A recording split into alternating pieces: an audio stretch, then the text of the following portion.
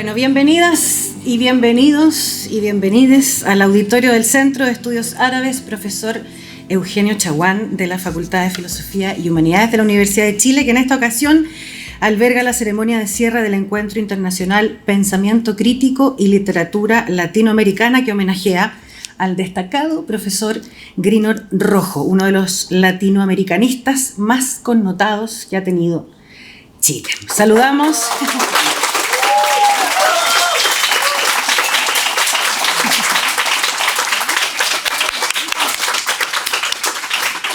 Saludamos muy especialmente a las autoridades que nos acompañan, la profesora Rosa de Bes, rectora de la Universidad de Chile, Grynor Rojo, nuestro homenajeado del día de hoy, el profesor Raúl Villarroel, decano de la Facultad de Filosofía y Humanidades, la profesora Claudia Zapata, directora del Centro de Estudios Culturales y Latinoamericanos. También nos acompaña la profesora Farideh Serán, Premio Nacional de Periodismo 2007, profesoras, profesores, estudiantes, amigas y amigos, muchísimas gracias por acompañarnos en esta significativa jornada de homenaje. Para comenzar, dejamos en este micrófono a la profesora Claudia Zapata.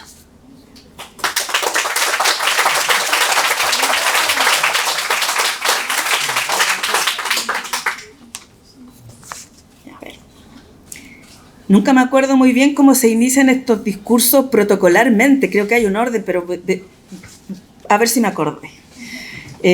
Bueno, voy a iniciar esta intervención saludando a las autoridades de la universidad y de la facultad aquí presentes, a la rectora profesora Rosa de Bes, al decano profesor Raúl Villarroel, a la vicedecana Joana Camacho, que no está aquí, pero estuvo en la ceremonia de inicio y la verdad es que nos sentimos tremendamente respaldados con esa intervención. Y lo han hecho todo este respaldo también la señora rectora con mucho entusiasmo, así que estamos muy agradecidos porque estén aquí y la verdad nunca fue una obligación protocolar. Inmediatamente cuando los invitamos dijeron, pero por supuesto ahí vamos a estar, en fin, así que es un gran abrazo para ti, colectivo Grynor, y ahora sí voy a comenzar también agradeciendo a los estudiantes, egresados, colegas y amigos de tantos años que están hoy aquí y a los que han concurrido a lo largo de estos 2 días. Han sido 2 días completos de actividad, de revisión de la obra de Grynor, pero también de conversar a partir de esa obra sobre cuestiones que nosotros hemos ido cultivando también con este incentivo. Estamos en el momento de cierre de este encuentro internacional en homenaje a Grynor Rojo de la Rosa, profesor titular de la Facultad de Filosofía y Humanidades de la Universidad de Chile. Toca agradecer y nombrar entonces a quienes se hicieron parte y fueron claves en finalmente que esto llegara a buen puerto.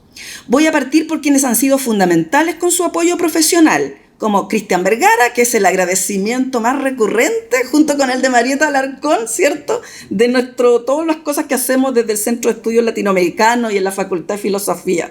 Así que, Cristian, eres un clásico nuestro, el periodista de la Facultad de Filosofía.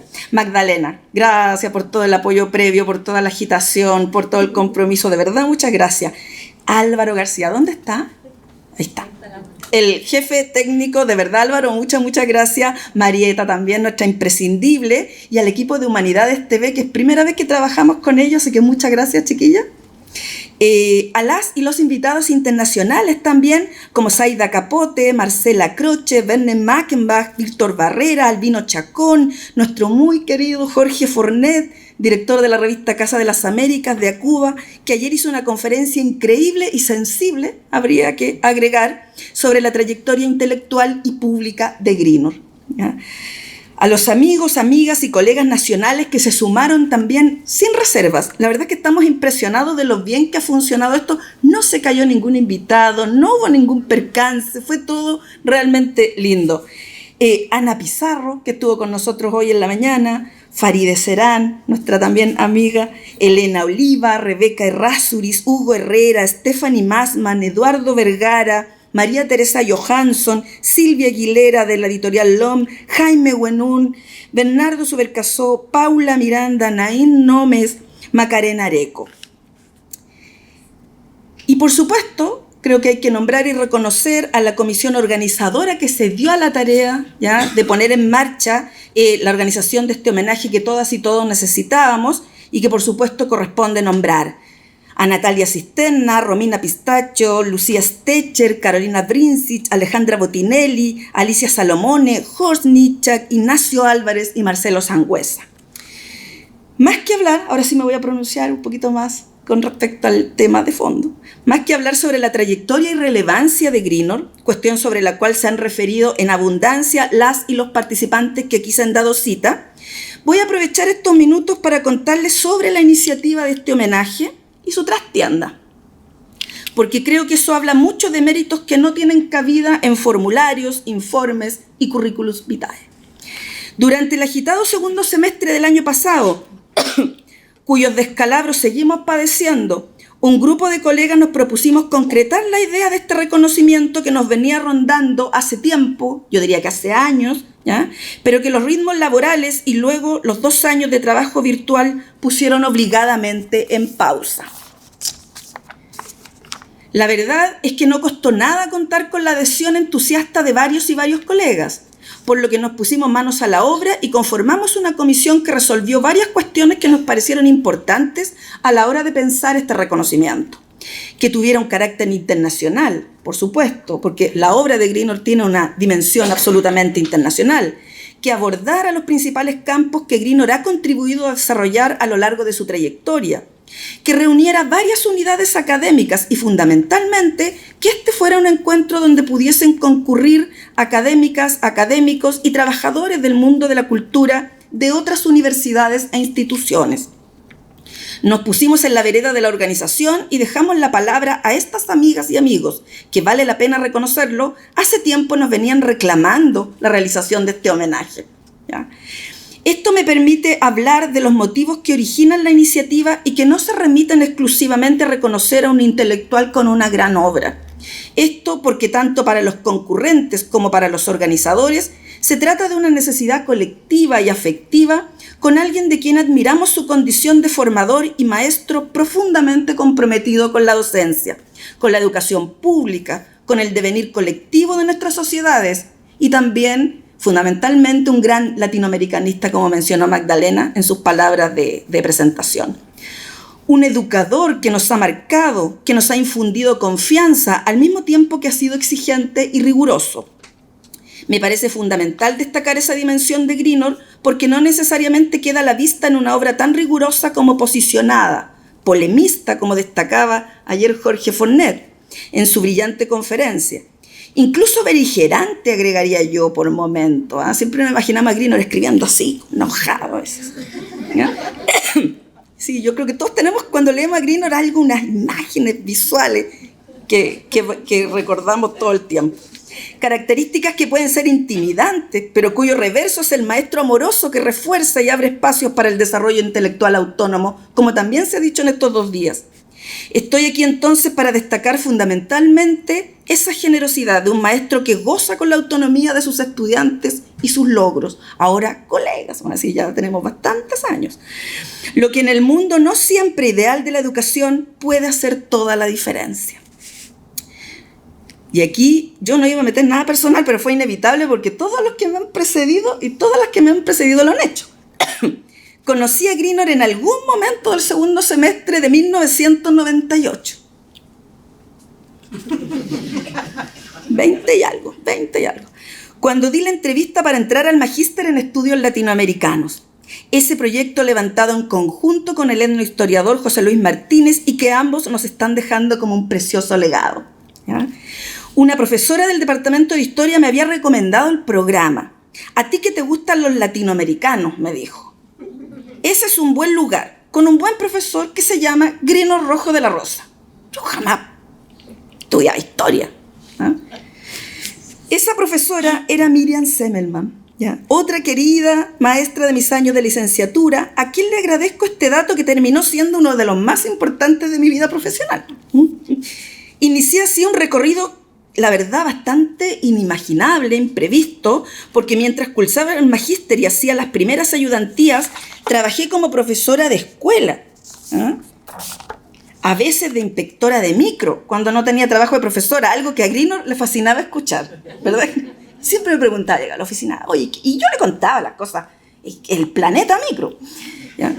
De repente me vi metida en la carrera académica casi sin darme cuenta. Así nos ocurrió en parte a quienes organizamos este homenaje. Y creo no equivocarme al decir que nuestro quehacer como profesoras e investigadores está profundamente marcado por esta compañía rigurosa y amorosa de Greenor, ¿ya? Yo, por ejemplo, reconozco a Greenor en prácticas cotidianas de mi quehacer, ¿ah? Entre ellas, miren, jamás entrar a una sala sin la clase escrita. Jamás. Y organizada de principio a fin. En corregir obsesivamente los textos de otros, fundamentalmente de mis estudiantes, como una actividad formativa, y dejar que esos otros me corrijan a mí. En el profundo amor también, por supuesto, por la docencia, por los estudiantes, por las estudiantes y profesores que aprenden juntos, ¿ya? También y sobre todo, admiramos de él la pasión por la crítica, por la responsabilidad pública que implica nuestro quehacer, ahí toda su línea de defensa de las humanidades y en particular la reivindicación de esta facultad. Somos varias las generaciones que hemos admirado eso de Greenor. Por eso la fotografía que utilizamos en el afiche de este homenaje es tan significativa. Pues si ustedes leen la descripción que le pedimos a Cristian que pusiera a un costado, allí aparece anotada con letritas pequeñas. Se cuenta que esa toma se hizo en una actividad pública que organizamos como comunidad de esta facultad en el marco de las movilizaciones por la educación pública en el año 2011. ¿Ya? En medio de la cual se multiplicaban los establecimientos tomados a lo largo del país. Fue un lunes 13 de junio, en la mañana, no recuerdo bien la hora, en que nos tomamos también la Plaza de Armas. Llegó mucha gente. Después supimos que concurrieron personas de otras facultades del campus y de otras universidades. La gente que... Carlos Ruiz, hola. El plato fuerte de esa acción callejera era la clase pública que le pedimos, le exigimos, la verdad lo obligamos a Greenor, pero que él muy gozosamente aceptó, que le encargamos a Greenor y que él tituló El Estado nos tiene en la calle. Una calle que seguimos ocupando, porque la entendemos como factor de democratización fundamental, porque en ella se expresan los excluidos por la esfera del poder. ¿Ah? Bueno, paréntesis necesario, la fotografía de Paulo Slachewski, de Editorial LOM, quien también se sumó de manera entusiasta, nos prestó otras fotos en resolución más alta, digamos, porque habían algunas cosas que circulaban por internet, así que también le agradecemos a él que nos haya cedido el uso. Muchas y muchos de los que estuvimos ese día hemos participado de este homenaje, porque eso también es Greenor, una figura aglutinante, lo que se demuestra una vez más en la concurrencia que hemos tenido estos 2 días y en la felicidad que nos ha producido vernos, en algunos casos, después de tantos años. Por eso quiero concluir estas palabras diciéndole a Greenor que este homenaje es para celebrar su merecida dedicación a la escritura, ¿ya? Que sigue cultivando con una vitalidad envidiable, que es un reconocimiento a una trayectoria brillante como pocas, pero también, de algún modo, a esa generación que hace 50 años circulaba por el ex pedagógico queriendo cambiar el mundo, comprometiéndose con el gobierno popular del presidente Salvador Allende, al cual contribuyeron desde un quehacer intelectual, cultural y político, que les tocó padecer la racia y el exilio, una generación que sabe de derrotas y que nos puede decir hoy que la que estamos viviendo probablemente no será la última, pero que existen compromisos inquebrantables con el bienestar colectivo, con la función crítica y con la imaginación de mundos mejores.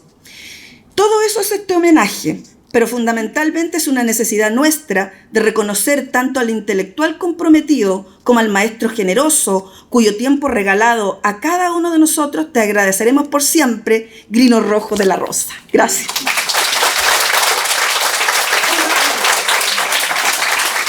Agradecemos con este aplauso las palabras de la profesora Claudia Zapata.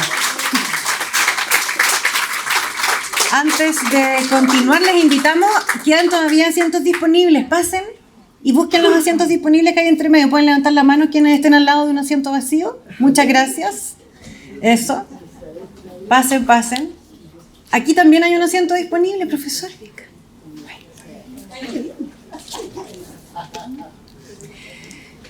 Ya, muchas gracias. Pase, pase. Allá. Muchas gracias. Eso, pase por ahí. Muy bien, muchas gracias. Bien, continuamos entonces con nuestra ceremonia e invitamos a este podio a la rectora de la Universidad de Chile, profesora Rosa de Vez.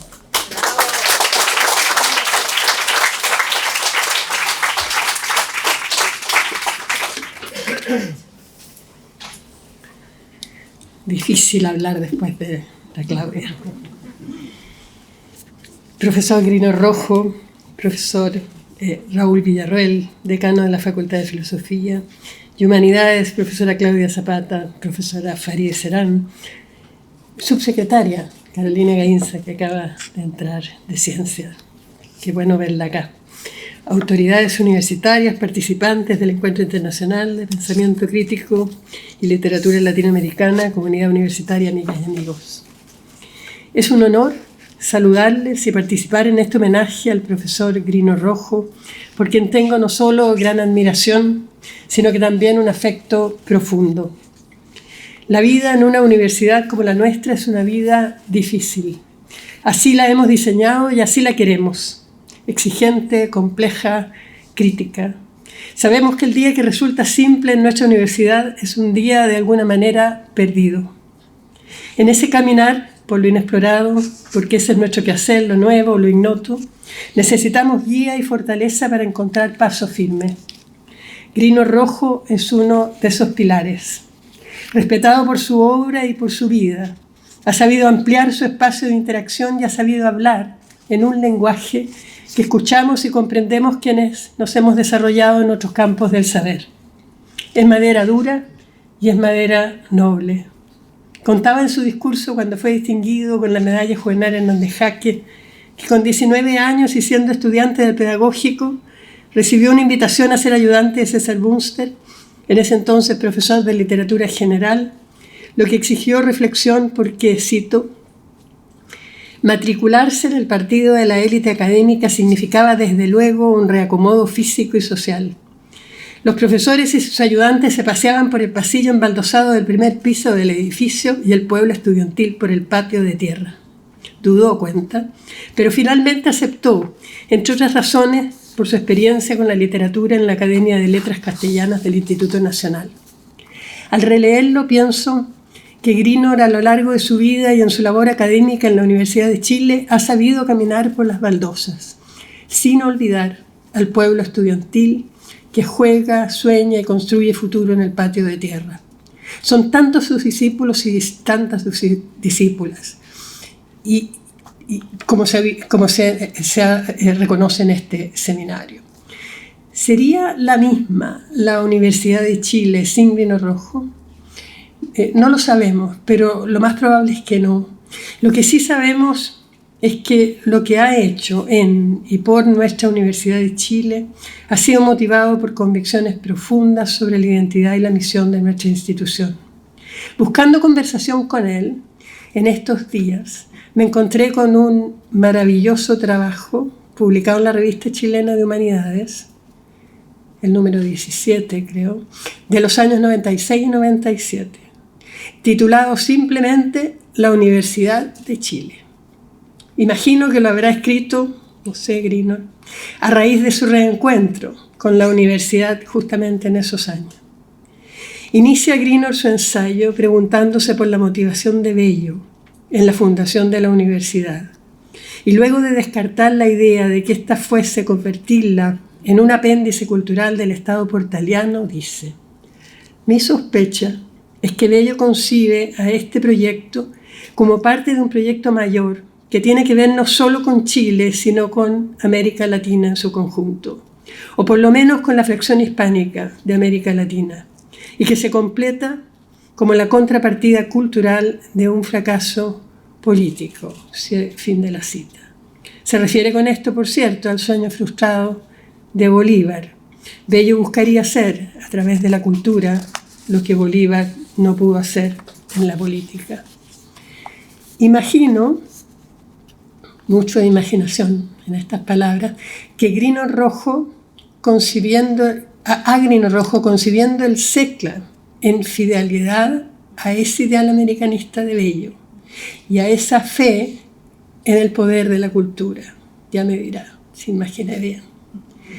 Porque escribe, comillas.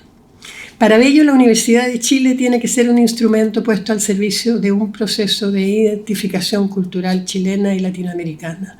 Lo que no pueden ni podrán hacer jamás las constituciones, los caudillos, la iglesia, y menos aún la oligarquía o la élite tradicional, como también dicen algunos, debiera poder hacerlo la cultura. Fin de la cita. Y él mismo ha trabajado incansablemente para producir transformación desde un espacio de saberes múltiples, no desde la élite tradicional, no quedándose en las baldosas del primer piso. Lo ha hecho por amor a esta institución de la que formamos parte, que nos ha hecho ser quienes somos, y porque al igual que Bello, también ha sabido ser, y lo cito, promotor y partero. Muchas gracias.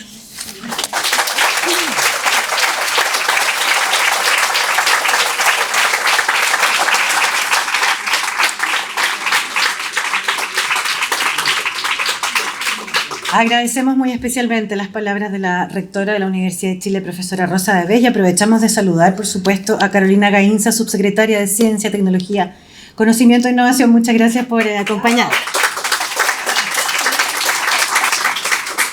Les invitamos a continuación a que disfrutemos de un momento musical, y para ello vamos a invitar al profesor Mauricio Uribe, del Departamento de Música de la Facultad de Artes de la Universidad de Chile, que nos va a presentar.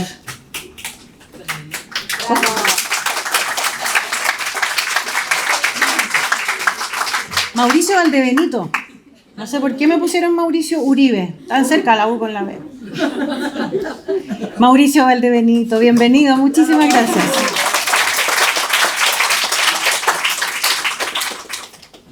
Voy a tocar como Mauricio Uribe.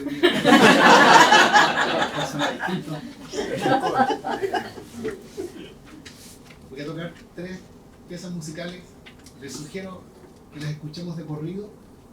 Se me ocurre que puede ser mejor.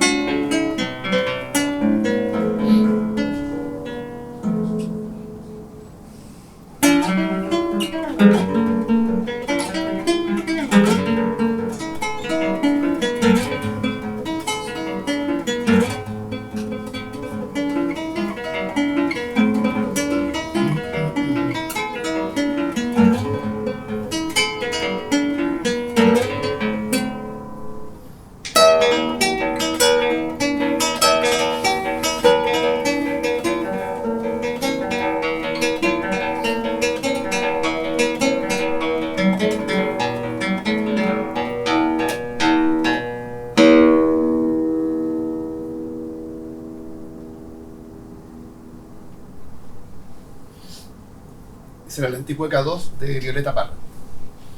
Ahora de un músico chileno, Juan Antonio Sánchez, nació en Berlín, pero es chileno, El Plazo del Ángel.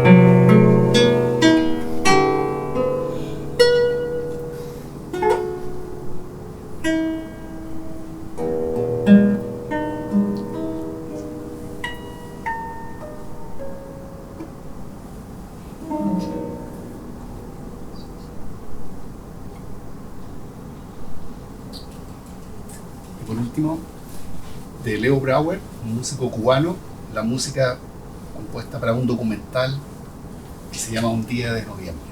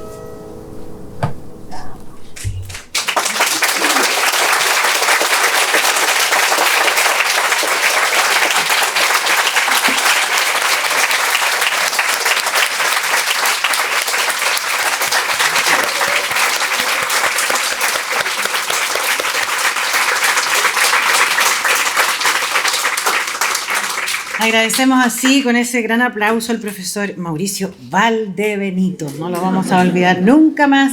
Además, con esas preciosas interpretaciones de la Anticueca número 2 de Violeta Parra, El Plazo del Ángel de Juan Antonio Sánchez y Un Día de Noviembre de Leo Brauer. Muchas gracias, profesor.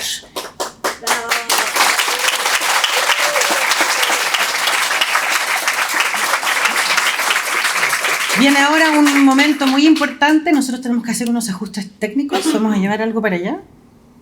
¿Jonathan? ¿Ayaleni? Ya. Viene la parte esperada de este homenaje. Vamos a dejarle la palabra a la profesora Farideh Serán, Premio Nacional de Periodismo, exdirectora del Consejo Nacional de Televisión y profesora titular de la Universidad de Chile, quien tiene la misión de hacerse cargo de la parte más importante de este homenaje, como les decíamos, que es la presentación del profesor Grino Rojo. Profesora Farideh, profesor Grino, adelante.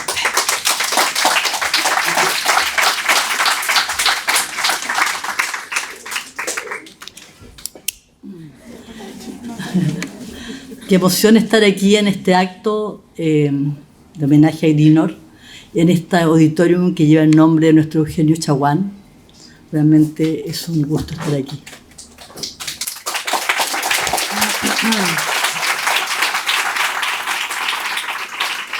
Yo no sabía que era como la parte más importante. Ya me inhibí, no puedo salir arrancando porque hay mucha gente, pero haré lo posible. Querida rectora, decano, subsecretaria, querida Claudia, querido Grino, amigos, amigas. Es junio del 2011 y en distintas universidades del país los estudiantes universitarios se vuelcan a las calles para exigir que el Estado se haga cargo de la educación pública atomizada, precarizada y abandonada a las lógicas del mercado desde el golpe de Estado de 1973. Son miles los jóvenes que protagonizan esta protesta que por su envergadura pasaría a ser icónica en tanto reflejo del malestar ante un sistema que en distintos ámbitos exhibía sus crisis. Santiago ese día lucía invernal, como el hombre de barba y lentes ópticos vestidos con un Montgomery, que está inmortalizado por la foto de Pablo Lachevsky en ese afiche. El típico chaquetón sesentero que el micrófono en mano y en plena plaza pública, entre medio de transeúntes, vendedores ambulantes, artistas, callejeros y jóvenes estudiantes que se apostaban en torno a él, iniciaba ni más ni menos que una clase magistral titulada El Estado nos tiene en la calle, como muy bien también recordaba nuestra Claudia. Pocos sabían que ese hombre que hablaba de manera coloquial pero modulada, con voz potente, acostumbrado a dominar el aula, era Grino Rojo de la Rosa, profesor titular de la Universidad de Chile, doctor en filosofía por la Universidad de Iowa, Estados Unidos, fundador y académico del Centro de Estudios Culturales Latinoamericanos CECLA de la Facultad de Filosofía y Humanidades y profesor del Departamento de Literatura de la misma facultad. Tampoco sabían que quien estaba frente a ellos era uno de los especialistas más destacados en literatura y cultura en América Latina, teoría crítica y teatro latinoamericano, ni que era autor de más de 200 publicaciones entre artículos, capítulos de libros y libros, ni que su vasta trayectoria de académico se había desplegado en diversas universidades nacionales y extranjeras, tales como la Universidad Austral de Chile, Universidad de Santiago de Chile, Universidad de Concepción, Pontificia Universidad Católica de Chile, Universidad de California, Universidad de Ohio, entre otras. El profesor Rojo realiza una intervención precisa de no más de 20 minutos, consigna al día siguiente un diario local y añade, comillas, a pocas cuadras, la Casa Central de la Universidad de Chile estaba tomada, igual que el Instituto Nacional. Varios grupos de secundarios merodean el centro pidiendo monedas para resistir en las tomas y aprovechan de explicar las razones de estas. Algunos los apoyan, otros los mandan a estudiar. Al micrófono, el profesor Rojo pasea su discurso por la relación entre la universidad y la sociedad, considerando a la primera como uno de los pilares en los que se sustenta la civilización moderna. Y agrega, debemos construir una universidad como una comunidad de individuos organizados para la producción de saber, bajo valores democráticos, pero no como los que hoy nos rigen, sino verdaderamente democráticos. Cierro la cita de este diario que consigna este acto.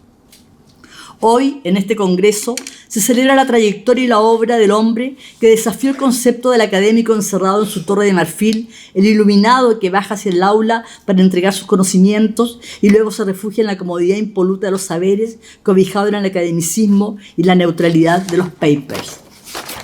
Esta tarde destacamos a quien está en las antípodas de este modelo de académico y cuya impronta formadora y producción intelectual traspasan las fronteras de nuestra universidad para instalarse como figura paradigmática en la reflexión, el estudio y la producción cultural latinoamericana. Y es que tanto la figura como la obra de Grino Rojo, y pienso en libros como Las armas de las letras, premiado por el Consejo del Libro y la Lectura del 2008, o bien en Globalización e identidades nacionales y postnacionales, ¿de qué estamos hablando?, publicado en 2006, por el que obtuvo el Premio Casa de las Américas, o su reciente trilogía editada por LOM, La cultura moderna de América Latina, cuyos 3 volúmenes abarcan desde 1870 hasta el 2020, y en el que aborda con lucidez los distintos fenómenos políticos y culturales del continente. Es decir, tanto su quehacer como su reflexión intelectual se inscriben en la mejor tradición del concepto del intelectual público. Y es que solo desde ese lugar es posible emprender una trayectoria cuyos signos más nítidos están no solo en la independencia y libertad intelectual, sino además en la búsqueda incesante de la emancipación del conocimiento.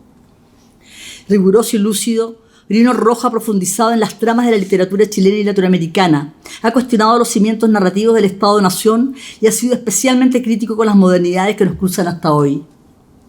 Como fundador del Centro de Estudios Culturales Latinoamericanos, Grino Rojo creó una escuela que se instala y proyecta por el continente, convocando a diversas voces decoloniales, voces políticas siempre, de aquellas que hoy se necesitan más que nunca para interpelar y frenar con reflexión y espesor intelectual el avance de la restauración autoritaria.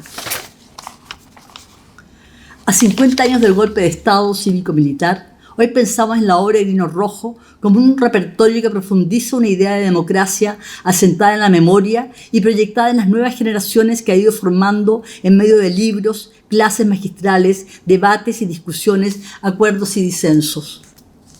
Son aquellas, comillas, armas de la crítica las que se han desplegado durante décadas en el aula, los patios de este campus y de tantas otras universidades chilenas y extranjeras. Armas que son palabras, ideas, convicciones sobre el papel del conocimiento en la construcción de los pulsos que guían sociedades y culturas con sentidos identitarios y también de clase. Pienso también en Los gajos del oficio, del 2014, un texto que él describe como su libro más personal, aunque comillas no puramente subjetivo. Hablo de él, nos dice, de la historia cultural de América Latina. Hablo en él, nos dice, de la historia cultural de América Latina, del discurso historiográfico de la izquierda latinoamericana, de los intelectuales y su escritura, de la universidad y de la educación pública. Releo, pero a la luz de las circunstancias actuales, Las sociedades de espectáculo, el libro de Guy Debord del 1967, la carta de renuncia de Aimé Césaire al Partido Comunista Francés de 1956, y la interpretación que le infligió Homi Bhabha al pensamiento de Frantz Fanon en 1985 y en 1994. Eso, además de otros textos, novelas, ensayos, poesías que también me parecieron importantes. Cierro la cita. Por ello vuelvo nuevamente a la escena en la Plaza de Armas de Santiago, a un costado de la catedral, donde esa fría mañana de invierno este profesor universitario, este intelectual público que no necesita encaramarse un cajón de manzanas para comunicar sus ideas, y a propósito de la educación pública, desafiando a los academicistas e interpelando a los poderes, dijo Urbi et Orbi que el Estado nos tenía en la calle, en una clase magistral que, si bien duró menos de media hora, congregó a más de 200 personas que lo siguieron y lo aplaudieron con fervor. Esa mañana de invierno de hace más de una década, este hijo de profesores y de la educación pública, que estudió en el Instituto Nacional, que vivió la prisión, el exilio, retornó a la Universidad de Chile a inicio de los 90, nos dio una verdadera lección. Una lección de ética y compromiso con lo público, valores que sin duda hacen al ethos de esta, nuestra casa de estudios. Y es que se trataba no solo de un gesto político, sino de toda una declaración de principios. Quiero finalizar mis palabras con las pronunciadas por Grino Rojo el 21 de diciembre del 2020, cuando en medio de la pandemia le fue otorgada la medalla Juvenal Hernández por su destacada contribución a la universidad y al país. Cito, dice Grino: desde 1995 hasta ahora he sido profesor titular de la Universidad de Chile. adscrito al Departamento de Literatura, pero concentrando la mayor parte de mis esfuerzos en el Centro de Estudios Culturales Latinoamericanos que el historiador José Luis Martínez y yo fundamos en 1999. Han sido años fructíferos en todo sentido, pero el orgullo de ser uno de los fundadores de lo que a mi juicio es el núcleo de pensamiento acerca de la cultura regional más importante que existe en nuestro país, por haberlo visto crecer y fortalecerse gracias al trabajo de un grupo de colegas de auténtica excelencia, como no he conocido otros iguales, y a los que no voy a nombrar, porque si alguno se me olvida no me lo perdonaría. Por haber tenido los mejores estudiantes que me han tocado enseñar en mi carrera, mejores que los que tuve como profesor del Plante en Ohio State University y como profesor visitante en Columbia o en la Sorbonne o en Salamanca y en Viena. Y por haber podido participar desde ahí, desde el SECLA y con quienes lo integran en la vida política y cultural de nuestro país. Muchas gracias, grande Guino Rojo, gracias por este homenaje a Guino Rojo.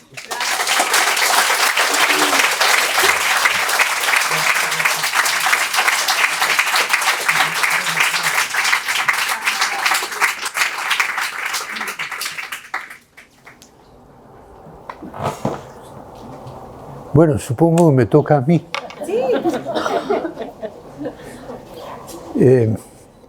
Lo primero tiene que ser lo primero, ¿no? Es decir, el agradecimiento profundo de mi parte a todo lo que ha ocurrido ayer y hoy en esta sala. Y que ha superado, pero yo no diría con creces, sino con, no sé, más allá de cualquier expectativa, lo que yo podía esperar.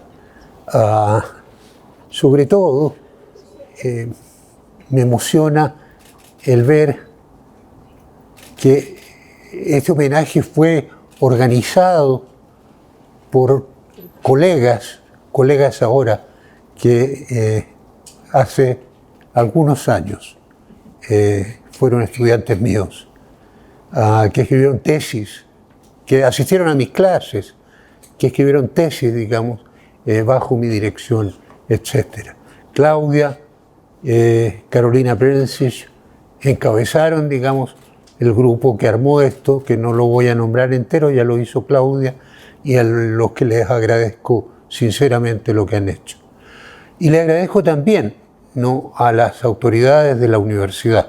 En primer lugar, a la rectora, la profesora Rosa de Vez, que es alguien que desde siempre, no recientemente, no ahora que es rectora, sino desde hace muchos años, es una persona por la que yo siento un respeto y un afecto muy grande, y que reitero en esta oportunidad. Y también deseándole un muy buen desempeño al nuevo decano de filosofía, el profesor Villarroel. También está una ex estudiante mía, que es Carolina Gainza, ¿no es cierto?, que anda por allá y que ahora nos está mandando desde arriba. Bueno, lo que yo me he propuesto hacer en esta oportunidad es entregarles a ustedes un pedazo de mi vida, algo a lo que se ha aludido aquí de paso en algún momento y que tal vez ustedes tengan algún interés por conocer mejor. Es un texto que tiene 4 páginas, no voy a abrumar a nadie. El texto se llama Cárcel de Valdivia, y tiene una dedicatoria que dice: para Valentina es mi mujer, para Valentina en esa y en todas. Y el texto dice así: mis amigos me fueron a dar el aviso a nuestra casa, la que la Valentina y yo alquilábamos en la calle Aníbal Pinto de Valdivia. Los golpistas, que nos habían allanado unos pocos días antes, ahora me andaban buscando y yo debía elegir una de estas 2 opciones. O me sumergía en los subterráneos de la clandestinidad, o me presentaba en algún retén de policía para que luego me internaran en la cárcel o en un recinto militar. Yo era un joven profesor de universidad que no solo carecía del entrenamiento mínimo para incorporarme a las actividades clandestinas, sino que hasta entonces y hasta ahora jamás había portado, menos aún usado, un arma ni de fuego ni de ninguna otra clase.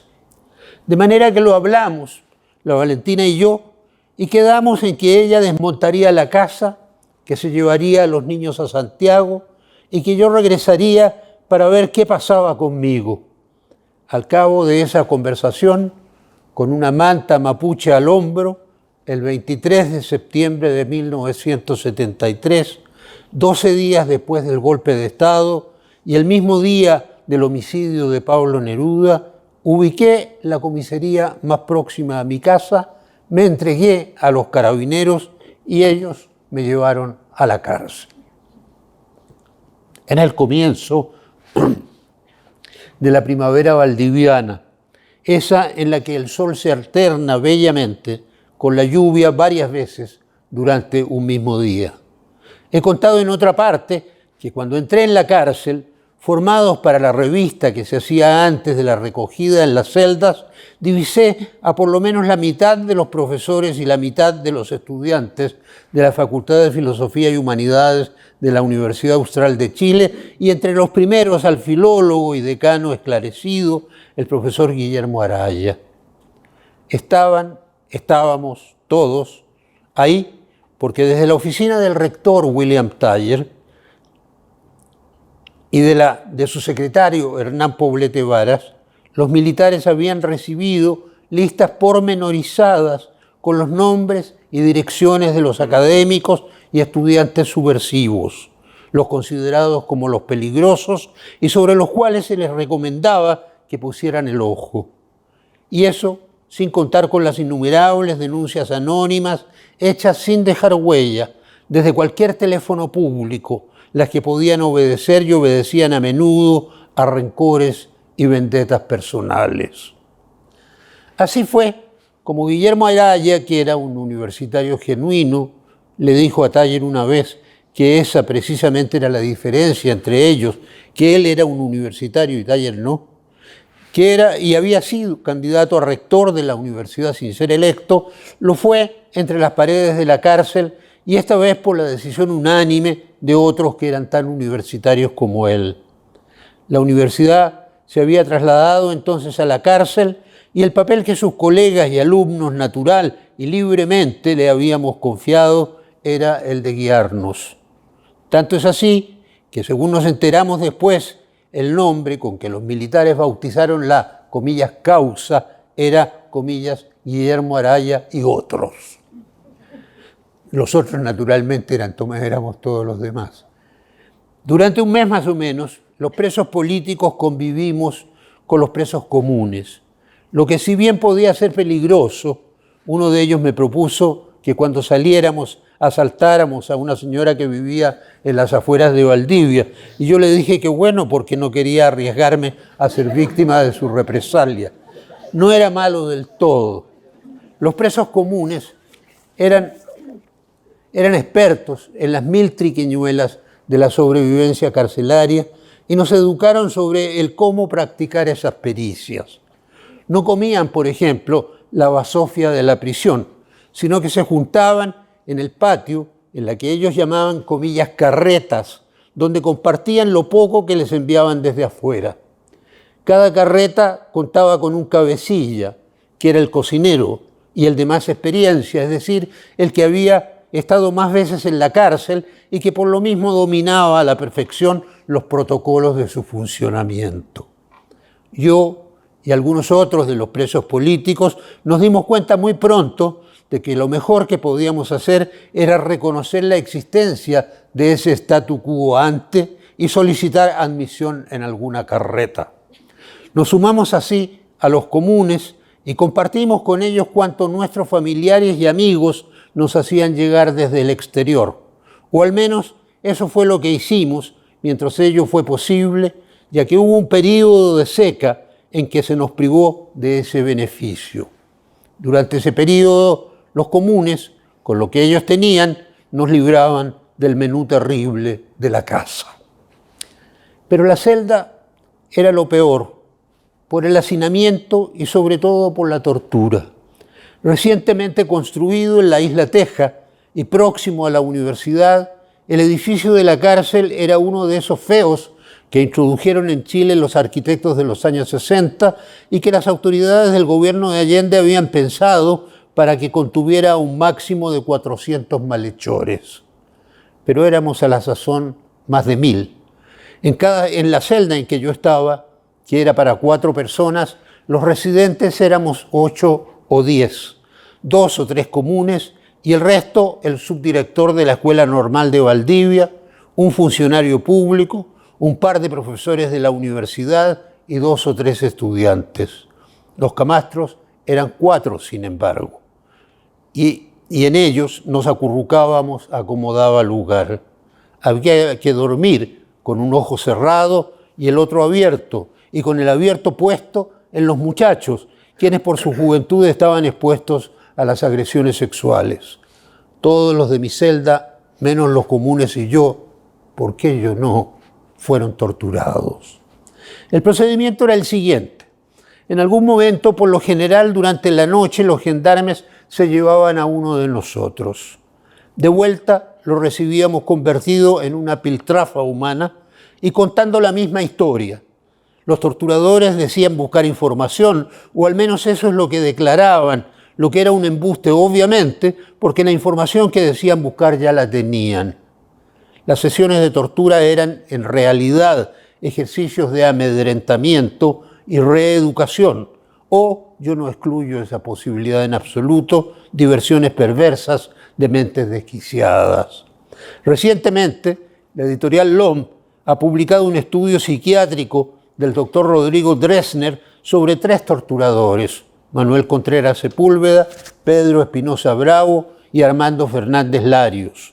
Y sus hallazgos psicopatológicos concuerdan con los datos que retiene mi memoria. En fin, al que llegaba de vuelta a la celda, hecho pedazos, lo demás lo cuidábamos hasta donde podíamos, lo que no era mucho. Mientras tanto, y desde alguna de las celdas aledañas, escuchábamos la voz del poeta Jorge Torres Ulloa cantando Alfonsina y el mar. Creo que alguien va a tener que escribir alguna vez la historia de los poetas cautivos en la cárcel de Valdivia. La de Torres Ulloa, la de Omar Lara, la de Clemente Riedemann.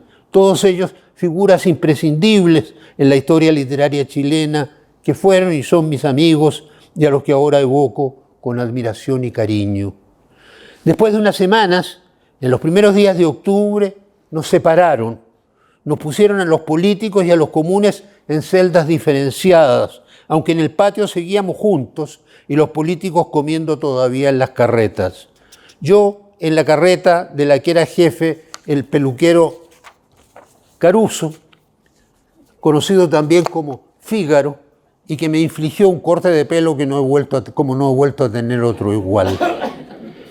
Con todo, el discrimen de los carceleros no había sido un gesto humanitario, porque simultáneamente se paralizaron nuestros contactos con el mundo externo. Cesaron las visitas, no entraron más alimentos y se rigidizaron las reglas de la convivencia. Nuestras mujeres, que diariamente formaban las colas de visitantes en la puerta de la cárcel, algunas de ellas campesinas que habían recorrido quién sabe cuántos kilómetros bajo la lluvia para saber sobre sus familiares cautivos, se toparon con una barrera infranqueable. No lo sabían, no lo supimos entonces, pero ahora lo sabemos. La, comillas, caravana de la muerte, la que comandaba el por esas fechas coronel Sergio Arellano Stark, y que como es de público conocimiento dejó un reguero de 97 muertos a todo lo largo de la geografía chilena, estaba pasando entonces por Valdivia. Después de Puerto Montt, Valdivia fue el segundo de los paraderos del helicóptero Puma, del helicóptero Puma, que era el de Arellano, ¿no es cierto?, los días 3 y 4 de octubre. El saldo, una docena de ejecutados, después de una condena emitida por un supuesto, comillas, consejo de guerra. Entre ellos, 4 estudiantes, 2 que conocí y 1 porque estuvo en mis clases. Me refiero a Fernando Krause y Turra. Al grupo, Omar Lara le rindió un homenaje conmovido en uno de sus poemas. Cito a Omar, que acaba de morir, a quien no le dieron el Premio Nacional de Literatura, increíblemente. Dice Omar: la tarde antes de su muerte cantaron La Joven Guardia, La Internacional, La Morena. Se despidieron así de nosotros. Nosotros éramos 4 filas interminables, esperando que nos encerraran en las celdas. Arriba, desde las casetas de los incomunicados, cantaron vibrantes y temblorosos esos versos que el pueblo atesora con fervor. Y no serán estas líneas que escribo, entre la náusea y el estupor, las que hagan perdurar la memoria de Fernando Krause, René Barrientos, el Pepe y tantos otros, cuyos nombres desconozco. Pero queden aquí, no importa que estos versos se disuelvan en el tiempo, no será este papel el que encienda sus voces. No teníamos cómo saber, los de adentro, que el convidado de piedra era Arellano Stark y que su misión, la que Pinochet le había encomendado personalmente, era, y cito textual, la de, comillas, uniformar criterios de administración de justicia y acelerar procesos. En realidad, la orden de Pinochet era matar, y en Valdivia, Arellano Stark la cumplió a cabalidad con los 12 asesinatos que por decisión suya se llevaron a cabo en el campo militar de Yancahue. Está documentado que el coronel debía seguir su viaje el día 4 y que por eso lo adelantó al día 3, el fusilamiento de José Gregorio Liendo, para darse el gusto de asistir. En noviembre se relajaron las restricciones. Continuamos los políticos en celdas diferentes a las que ocupaban los comunes, pero se extendió el tiempo de nuestra permanencia en el patio, lo que nos permitió respirar aire fresco y hacer un poco de ejercicio. También se autorizaron de nuevo las visitas y la entrada de alimentos. Crecía, sin embargo, la ansiedad. El episodio de los fusilados había calado hondo en las sensibilidades de los compañeros y nada sabíamos acerca de cuál iba a ser nuestra suerte futura. Las especulaciones abundaban y no para bien. Ellas y el agotamiento cada vez mayor que provocaba el encierro incrementaba la angustia. También nos dimos cuenta de que la angustia era un mal que se propaga, que el afectado es uno que contagia a los demás. Teníamos que volvernos contra nosotros mismos, teníamos que apartar a aquellos que no aguantaban más, a los que el pánico estaba destrozando. De pronto nos percatamos de que algunos empezaban a salir. Al parecer, los jefes militares se juntaban los días jueves a examinar los prontuarios de los reos y a decidir a cuáles mantenían en la cárcel y a cuáles trasladaban a otros centros de confinamiento, algunos de los campos de concentración en el norte del país, por ejemplo. La celda en que yo estaba disminuyó el número de sus alojados. Vi a mis compañeros que se iban, los despedí con emoción, especialmente al subdirector de la escuela normal, un hombre de cierta edad al que habían torturado salvajemente y a quien nunca más volví a ver. Se iban algunos, pero otros continuábamos adentro. Era un goteo pausado. Poco a poco el grupo inicial se redujo. Mi mujer, que era la que había averiguado que los oficiales se juntaban semanalmente, me contó que cuando en esas reuniones saltaba mi nombre, a los oficiales les resultaba demasiado vistoso, que tenían la sensación de haberlo escuchado o leído en algún otro sitio y pensaban que era preferible dejarme guardado un tiempo más. Pero el día esperado llegó. No me acuerdo de la fecha exacta, pero fue a mediados de diciembre, 3 meses después de mi ingreso. Me llevaron entonces a la oficina del oficial a cargo y después de advertirme con un dedo en alto que de ahora en adelante debía, comillas, portarme bien, ordenó mi liberación. Me soltaron en la mitad de la noche, a unos 2 kilómetros del sector residencial de La Teja, cuando había toque de queda desde las 8 de la noche, lo que quería decir que las patrullas militares hubiesen podido meterme un balazo sin hacerme preguntas si es que me hubieran pillado caminando con mi manta mapuche al hombro. No sé cómo llegué hasta la casa de Álvaro Rivera, quien me llevó en su citroneta a la de Liliana Larrañaga en Valdivia, donde estaba esperándome la Valentina. Apenas me acuerdo de lo que vi, de lo que hablé, de lo que comí, pero sí me acuerdo de los muchos besos que le di. Al día siguiente tuvimos que hacer algunos trámites y la Valentina recuerda que ella tenía que llevarme de la mano. Yo había perdido el sentido de la ubicación, no podía calcular bien los espacios, tuve que aprender de nuevo a cruzar una calle. 2 semanas después nos fuimos de Chile. Pasamos la familia la Navidad en un hotel barato de Buenos Aires, luego seguimos hacia otros destinos y yo no regresé a mi país hasta 9 años después. Gracias.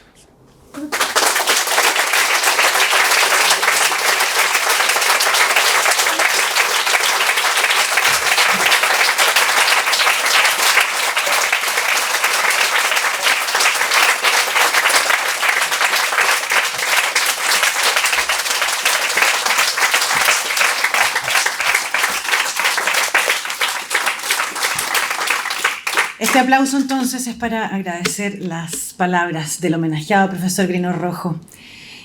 Mucha emoción veo en muchos rostros de todas y todos ustedes. Profesor, hay para usted de parte del equipo organizador unos regalos. Porque no hay homenaje sin regalos, ¿no es cierto? Más todavía. Aparte de todas las palabras.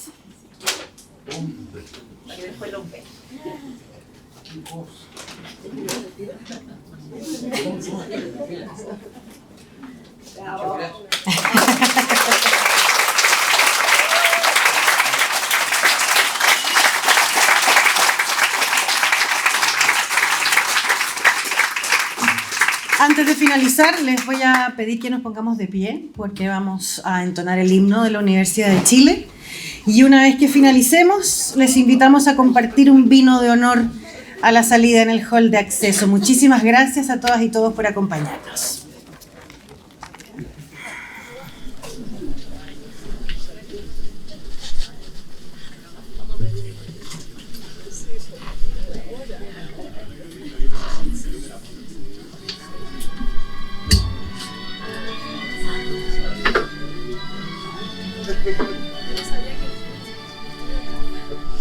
Egresado, maestro, estudiante, vida entera la universidad.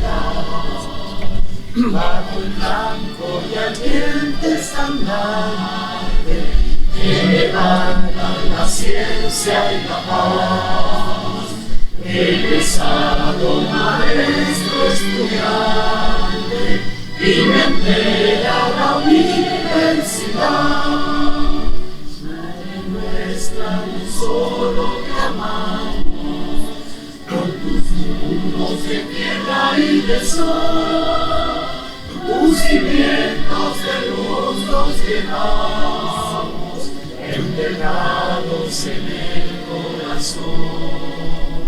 En mi cantar vida oscuro, nada muere pasando tu gran juventud como un río sonoro, agua fresca y en la eternidad.